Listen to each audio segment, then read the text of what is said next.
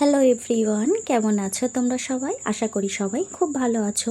সাদিয়ার ডায়েরির নতুন আরও একটি ভিডিওতে তোমাদের সবাইকে স্বাগত জানাই। নিশ্চয়ই তোমাদের মনে এতক্ষণ এরকম প্রশ্ন উঠতেই থাকছে যে পুরো একটা বছর আমি ইউটিউব চ্যানেল থেকে উধাও হয়ে গিয়েছি। হ্যাঁ, পুরো একটা বছর আমি ইউটিউবে কোনো ধরনের কন্টেন্ট ক্রিয়েট করিনি, মানে কোনো ধরনের নয়, সোশ্যাল মিডিয়া থেকে একদমই উধাও হয়ে গিয়েছিলাম বললে বলা যায়। কোনো ধরনের শর্ট ভিডিও চাই কোনো ধরনের লং ভিডিও আমি আপলোড করিনি গোটা একটা বছর। কিন্তু আবার একটা বছর পরে আমি কেন ইউটিউবে এলাম? আজকে তোমাদের সঙ্গে আমি প্রচুর কথা বলবো, প্রচুর আড্ডা দেবো, অনেক জমানো কথা আছে যেগুলো আমি তোমাদের সঙ্গে শেয়ার করব। কিন্তু তার আগে একটা কাজ আমাকে করতে হবে, কারণ পুরো 12টা 20-তে আমার বরমশাই বাড়ি থেকে বার হয়ে যাবে কাজের জন্যে। তার জন্যে রান্নাটা আমাকে আগে চাপাতে হবে। তারপর তো সারাদিন আমি আছি তোমাদের সাথে। আমার সারাদিনের কাজকর্ম, আমার রান্নাবান্না, আমার সারাদিনের কাজকর্ম, আমি কি করছি, আমি কিভাবে কাজ করছি, সব কিছুই তোমাদের সঙ্গে শেয়ার করব। মানে যেটাকে তোমরা বলতে পারো আমার লাইফস্টাইল আমি তোমাদের সঙ্গে শেয়ার করব।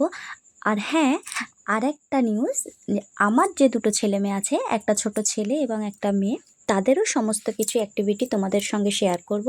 আশা করছি ওদের সব অ্যাক্টিভিটি ভালো লাগবে। আর তারপরে তো আমি আমার কাজবাজ, আমার লাইফস্টাইলও তোমাদের সঙ্গে শেয়ার করেছি এক বছর আগে, আর এখনও শেয়ার করব। দেখো আজকে কিন্তু আমাদের বাড়িতে রান্না হচ্ছে, এই যে এখন আমি রান্না করছি কলমি শাকটা ভাজা করছি। আর তোমাদের সঙ্গে কথা বলতে বলতে কিন্তু আমার কলমি শাকটা ভাজা হয়েও গিয়েছে। এতে আমি আগে ফোড়ন দিয়েছিলাম, রসুন কুচে নিয়েছিলাম, কিছুটা পেঁয়াজ কুচে নিয়েছিলাম, আর তার সঙ্গে দিয়েছিলাম 4টে কাঁচা লঙ্কা চিড়ে। তো আমার রসুন এটা ভাজা হয়ে গিয়েছে কলমি শাকটা। আর এখন আমি ভেজে নেব ওই যে পটল কুচিয়ে রেখেছিলাম, কারণ আমার শ্বশুরমশাই শাক খেতে ভালোবাসেন না। এই ভাজাটা আমি আমার শ্বশুরমশাইয়ের জন্য করছি। তো এই পটলগুলো ছোট ছোট করে কুচি কুচি করে কেটে নিয়েছিলাম।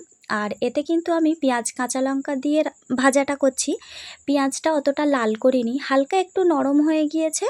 তো তার উপরে আমি দিয়ে দিয়েছিলাম পটলটা, তার কারণ পটলটা যখন লাল হবে তার সঙ্গে সঙ্গে পেঁয়াজটাও লাল হয়ে যাবে। তো চলো, তোমাদের সঙ্গে যেটা আমি শেয়ার করার জন্যে বলেছিলাম প্রথমে ভিডিওর, যে আমি একটা বছর কেন সোশ্যাল মিডিয়া থেকে উধাও হয়ে গিয়েছিলাম। তো সবাই তো জানো, যারা আমার এক বছর আগের ভিডিও কিছুটা আমি পোস্ট করেছিলাম ইউটিউবে, সবাই তো জানো যে আমার একটা ছোট্ট বাচ্চা ছিল, সরি একটা ছোট বাচ্চা আছে। মানে যখন আমি ভিডিও ছাড়ছিলাম এক বছর আগে, তখন তার বয়স ছিল 3 মাস কি 4 মাস হবে। আর এতদিন পরে তার বয়স হবে ওই 1.5 বছরের কাছাকাছি। কিন্তু আগের থেকে আমার একটা সহজ পদ্ধতি এসে গিয়েছে, যে তখন আমার যেখানে যেতে হতো ওকে কোলে নিয়ে যেতে হতো, আর এখন ও হাঁটতে পারে, একা একা কোথাও যেতে পারে। আর এখন তো দিনের বেশিরভাগ সময় ও ওর ছোটো ফুপু মানে আমার ছোট ননদের কাছে থাকে। তোমাদের সঙ্গে কথা বলতে বলতে কিন্তু আমার বরের খাওয়ার সময় হয়ে গিয়েছে, আর এতক্ষণ পর্যন্ত আমি শুধু শাকটুকুই ভাজা করতে পেরেছি। আর এই যে কুকারে ডাল বসানো আছে, এখনও হয়নি, মানে সম্বর দিতে হবে ডালটায়। আর আমি আমার বরের সেই জন্যে ভাত দিয়েছিলাম, শাক ভাজা আর আচারের যে ঝাল হয়, আমার ঝালের আচার, তাই দিয়ে। তো ও খেয়ে বেরিয়ে পড়েছে। এখন চলো ঘরে যাওয়া যাক, আমার ঘরের পরিস্থিতিটা কি সেটা তোমাদেরকে দেখাবো। দেখো, আমার ছেলের কিন্তু এ ঘরে ছিল, আর ওর বাবার ভাতও আমি এ ঘরেই দিয়েছিলাম। তো আমার মেয়েও সেদিনে মনে হয় স্কুলে, হ্যাঁ আমার মেয়ে স্কুলে গিয়েছিল, আর আমার ছেলে ছিল, আর আমার বড় ননদ এসেছিল, আমার বড় ননদের ছেলে ছিল। আর একটা যদি কাজ করব, তো তার ভিতরে ও মিনিমাম আমার 5বার এসে জড়িয়ে ধরবে, আমার কোলে উঠতে চাইবে। আর এদিকে দেখো আমার ঘরদোরের অবস্থা ঠিক এরকম। আর আমি কাজ করার আগে কিন্তু ওর কাছে এরকম চুমো চাই, বাবু এ গালে একটা চুমো দে, বাবু ও গালে একটা চুমো দে, বাবু কপালে একটা চুমো দে। আর ও দেয়ও ঠিকঠাক সেই রকম করে। এতে আমি মনে করি যে আমার কাজের এনার্জিও খুব বেশি হয়ে যায়।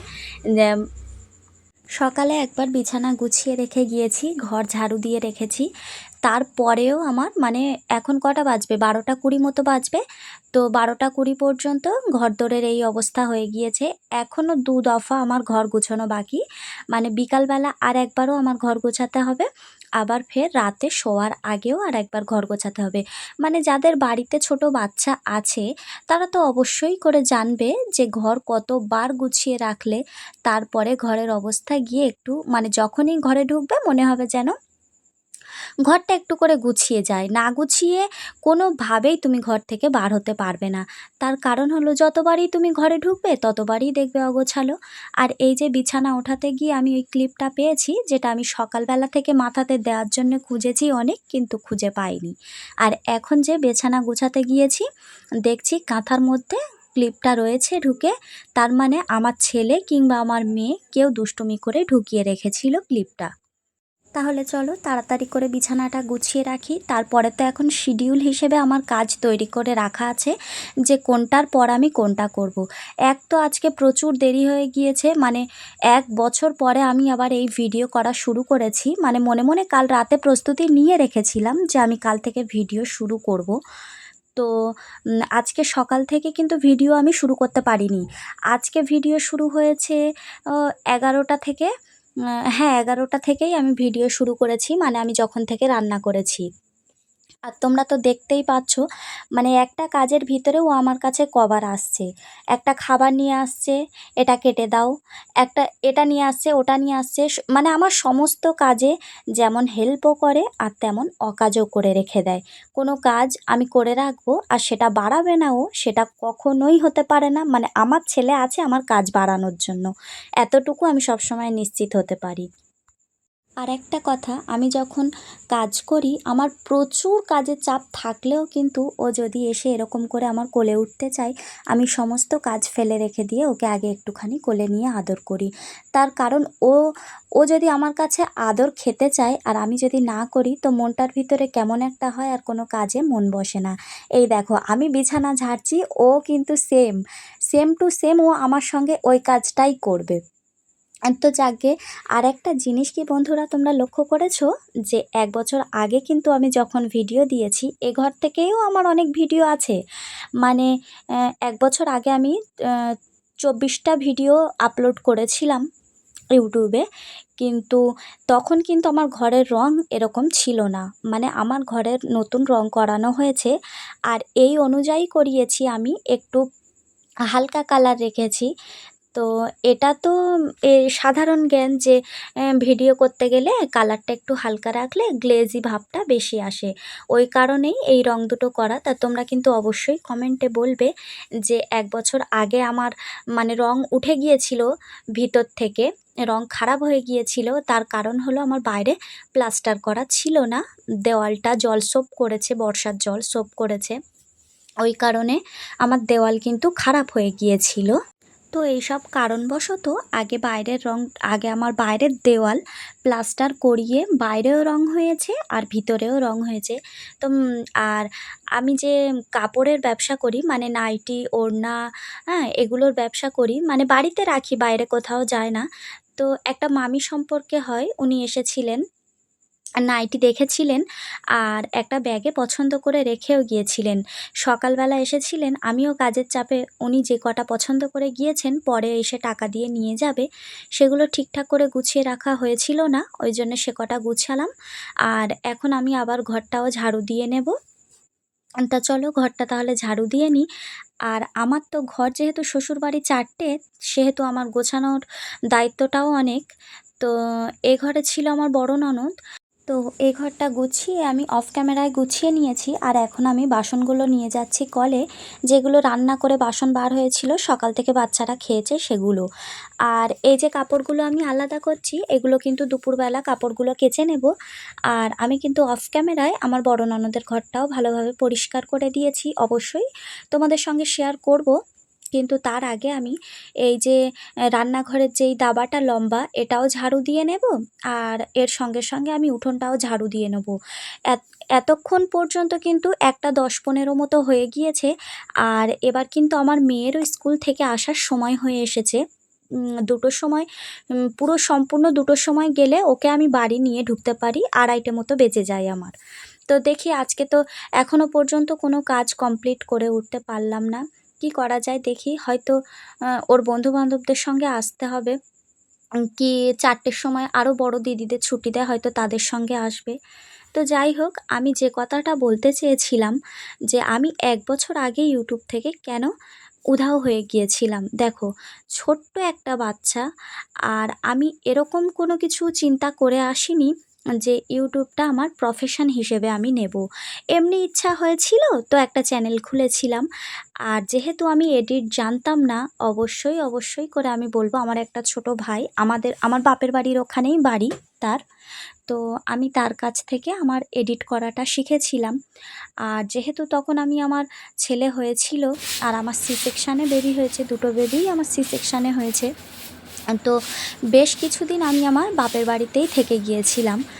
আর ওখানে এত কাজও ছিল না, বাচ্চাটা ধরারও অত বেশি দায়িত্ব ছিল না। এখানেও বাচ্চাটা ধরার অত বেশি দায়িত্ব নেই। আমার শাশুড়ি বেশিরভাগ সময় আমার বাচ্চাকে দেখাশোনা করে। আর আমার ছোটো ননদের বাড়িও দিনের হাফ টাইম ওদের বাড়িতেও পাঠিয়ে দিই। তো যাই হোক, আমি অনেক কারণে আমি ইউটিউব থেকে ভিডিও দেওয়া বন্ধ করে দিয়েছিলাম। যেহেতু অনেক ছোট বাচ্চা ছিল, ওর সময়ে খাওয়ানো, আর ও তো তখন ঘন্টায় পটি করে, ঘন্টায় টয়লেট করতো। সেসব পরিষ্কারেরও একটা ব্যাপার থাকতো। আর সবচেয়ে বড় কথা হলো, ও তখন উপুড় হওয়া শিখেছিল, বুক টানা শিখেছিল। আর আহ, আর ও তো খাটের উপরে রেখে দিলে খুব তাড়াতাড়ি খাটের ধারে চলে আসতো। তো সবসময় একটা মনে ভয় কাজ করতো যে ওপর থেকে এই নিচে পড়ে যাবে, এই নিচে পড়ে যাবে। তো যাই হোক, এই যে আমি এখন বাসন মাজছি, এর ভিতরেও কিন্তু আমার মেয়ে চলে এসেছিল। আবার উঠে গিয়ে ওর জামা কাপড় চেঞ্জ করে ওকে আগে স্নান করিয়ে খাইয়ে দিয়েছি, কারণ অনেক সকালে যায় আর স্কুলে যাওয়ার সময় ও পেট ভরে খেয়ে যায় না। আর এখানে আমি বাসন ধুতেও কিন্তু আমার ছেলের পিছনে আমি বকেই যাচ্ছি, সারাদিন আমার মাথায় এই একইটা চিন্তা ঘোরে যে ও কোথায় গেল, ও কোন দিকে গেল, এসব চিন্তা হতেই থাকে। তো দেখো, আমার মেয়ে চলে এসেছে, আর ওই আমাকে ডাক দিয়েছিল, আমি চলে এসেছি। এবার ওকে চেঞ্জ করিয়ে, ওকে স্নান করিয়ে, ওকে আগে খাইয়ে বলবো তুই যা গিয়ে শো, তারপরে আবার আমি আমার কাজ শুরু করব। আর ওকে কিন্তু নিয়ে এসেছে আমার বড় ননদের বড় ছেলে। আমার ছোট নন্দায়ের বাইকটা নিয়ে গিয়েছিল, গাড়িতে করেই নিয়ে চলে এসেছে, ওই জন্য একটু তাড়াতাড়ি হয়ে গিয়েছে। তো যে কথাটা বলছিলাম বন্ধুগণ, আমার মতো ভুল কিন্তু কেউ করবে না। যেটা প্রফেশন হিসেবে নিয়েছো, আমার যে একটা মাস আমি যে ইউটিউবে খেটেছি, 24টা ভিডিও ছাড়া, নিশ্চয়ই 24 দিনের ব্যাপার। তো আমি যে ভুলটা করেছি, মাঝ রাস্তা থেকে আবার বন্ধ করে দিয়েছি। আমি অনেক ভেবে দেখেছি, এরকম অনেক মেয়ে আছে যারা বাচ্চা সামলে, সংসার সামলে, হয়তো তার ভিতরে আবার কেউ বাইরে কাজও করতে যায়, কেউ পার্লারের, কেউ সেলাইয়ের, অনেক কিছু করে। তা সত্ত্বেও যদি ভিডিও দিতে পারে, তাহলে আমরা কেন পারবো না? তাহলে আমরা কেন পিছিয়ে থাকবো? তো অনেক কিছু ভেবে আমি আবার সিদ্ধান্ত নিয়েছি যে আমি ইউটিউবে এবার রেগুলার ভিডিও ছাড়বো। যেভাবেই হোক, 5 মিনিটের হোক, 10 মিনিটের হোক, 15 মিনিটের হোক, সবসময় তো আর এরকম হবে না যে 15-20 মিনিটের ছাড়তেই হবে। দেখো, মানুষের শরীর আগে, আমি সবচেয়ে বেশি আমি প্রেফার করি আমার বাচ্চা। আমার নিজের একটা সংসার আছে, এটা তো সামান্য একটা শখ মাত্র। কারণ ইউটিউবে চ্যানেল খোলার সঙ্গে সঙ্গে কেউ কিন্তু আর্নিং করতে পারে না। এটা শখ হিসেবে নিতে হয় যে আমার কাজ কাম আমি সবার সঙ্গে শেয়ার করব, আমার বাচ্চাদের অ্যাক্টিভিটি সবার সঙ্গে শেয়ার করব, এই হিসেবে আসতে হয়। কেউ কিন্তু আগে ইনকাম করব এই হিসেবে আসলে কিন্তু সে কখনো উঠতে পারবে না। তো এখানে আমি যাচ্ছিলাম আমার শাশুড়ি মায়ের সঙ্গে ব্যাংকে। কাপড়গুলোও কাচা হয়নি, তাড়াতাড়ি করে যা হোক করে 2 জগ জল মাথায় ঢেলে নিয়ে যাচ্ছি এখন আমার শাশুড়ি মার সঙ্গে ব্যাংকে। তো আমি যেতে থাকি। আমার শাশুড়ি মায়ের ব্যাংকে একটা দরকার আছে, তো বলেছিল, "বউ, তুই একটু আমার সঙ্গে চল, আমার একা যেতে ভালো লাগছে না।" তাই বেরিয়ে পড়েছিলাম, আর আমার ছেলেকে আমার ছোট ননদের কাছে দিয়ে এসেছি। তাহলে আজকের ভিডিওটা আমি এই পর্যন্ত শেষ করি। আর পরের ভিডিওতে আবার দেখা হবে। খুব তাড়াতাড়ি ভিডিও নিয়ে তোমাদের সামনে এসে হাজির হব। আজকের মতো টাটা। সবাই ভালো থাকবে, সুস্থ থাকবে, সাবধানে থাকবে। আর আমার ভিডিওটা যদি ভালো লেগে থাকে, অবশ্যই লাইক, কমেন্ট, শেয়ার এবং সাবস্ক্রাইব করে দেবে।